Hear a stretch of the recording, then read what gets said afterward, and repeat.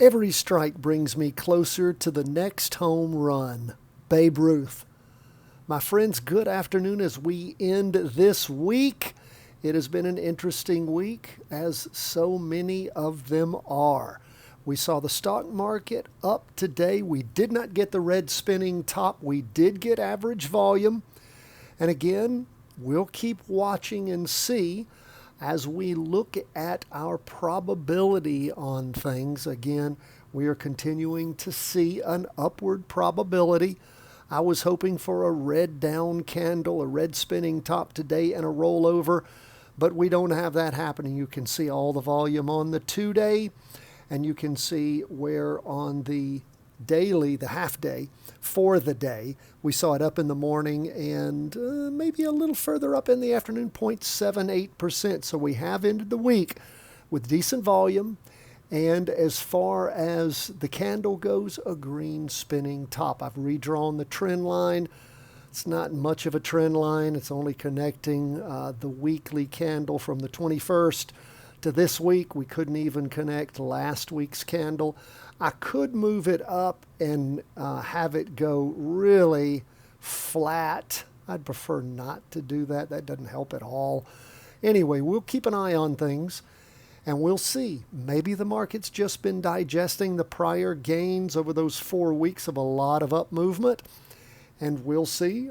Could be topping. If it is, we'll be ready for that. So again, we're watching, we're waiting, we're using all information available. Of course, from the calculations we run each and every day on what we see with the Heikin Ashi candlesticks, the past patterns, and of course the volume and our trend line. And of course, we provide that 5-day plus analysis to our Patreon members in an updated status each and every day. You want to become a Patreon supporter, you appreciate what we do, please do so. That's where we are on the S&P NASDAQ, up a little more. And again, for the week as we look, let's zoom in on the weekly. You can see a little bit of a down movement. And again, I'm telling you, don't rely on these dashes. See how it makes it look like there's more of a tail there than there is when I move over? Have to be careful of those dashes. So there was a little bit of down movement this week as far as the candlestick goes. Nothing like what we saw last week. And again, as we look at things, we can see we're up to average volume. We're above average volume on the 2-day. Looks like we reached a higher high. Let's see, the high. Well, let's look at the high this week. Maybe you didn't reach that high of last week.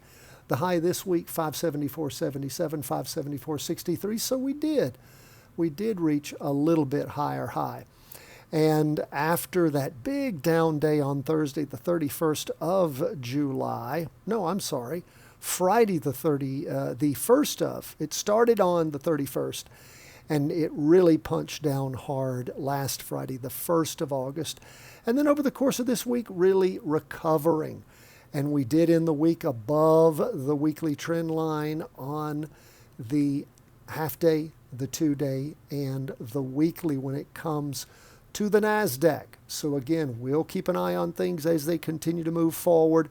Maybe this market isn't rolling over. It had the possibility of that. It's not happening this week. We'll see how things go this next week. Let's look at where we are with 20-year U.S. government bonds.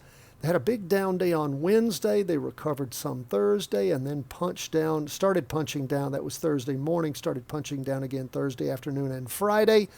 Hadn't reached the low they hit on Wednesday, down 0.43%. Still have a green candle moving up, hit average volume on the weekly. Green spinning top with not average volume on the 2-day. And again, on both the 2-day and half-day, we're still decently above that weekly trend line.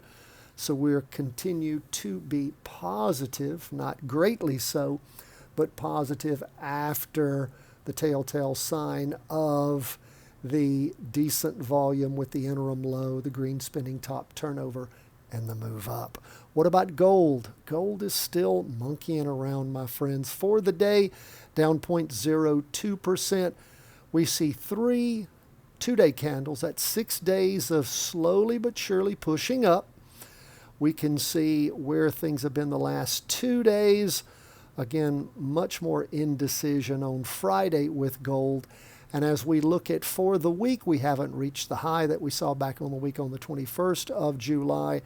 And gold just continuing to sort of meander along, no clear call on it. What about Bitcoin? Bitcoin pulling back about 1% for the day. You see where it tried to move up in the morning, pulling back in the afternoon. Didn't move down below that weekly trend line. That's not a trend line to speak of. That is a horizontal line, and that ain't doing much for us at all. Looks like Bitcoin is digesting those prior gains with that high of highs week back on the 14th of July. And if it's doing anything, it's devolving a little bit. That is where we are as we end the week. It's been a good trading week. We're just sort of waiting. We're in what? The summertime trading zone. So we don't expect the market to be doing gangbusters. As we leave the summertime trading zone, move into the fall-winter trading zone, I'm going to give you a good training on the trading zones and particularly what we can expect as we enter into the fall-winter trading zone and how you know we're entering into it. So stay tuned. Again, Patreon members, thank you for all your support. All of you, thank you.